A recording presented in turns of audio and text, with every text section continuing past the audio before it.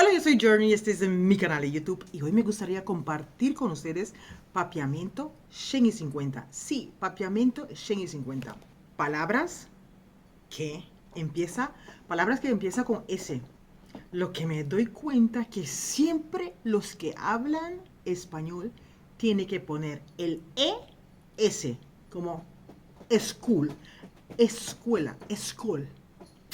Bueno, pero antes de seguir, me gustaría invitarte a que te suscribas a este canal, dale like a mi video, compártelo a cada esquina y, y también te invito a que me sigues en mi redes sociales que tengo Facebook, Instagram y TikTok. Bueno, vamos a empezar. Palabras con S, no ES, S. Empapiamiento, S es empapiamiento, S. Escuela. Escuela, empapiamiento. Escuela, empapiamiento es skol. Skol. Trata de practicarlo conmigo. Skol. Skol. España. España. España, empapiamiento es España. España. España. No escucha España. España. Planchar. Planchar, empapiamiento es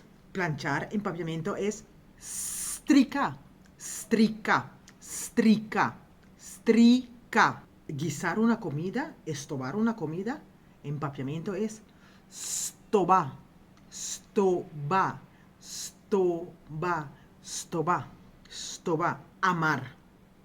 Amar, empapiamiento es escucha bien, stima.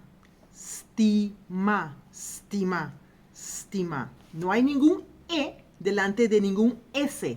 Stima. Skol, skol, España, strica, stoba, stima. Practica eso conmigo un montón de veces, de verdad. Repite ese video y practícalo, porque muchos de los que hablan español pone el E delante del S. Bueno, espero que este video sea útil, que les gusta mucho, que han aprendido palabras nuevas y palabras con S. ¿Y cómo es el S empapiamiento? Nos vemos en el próximo video.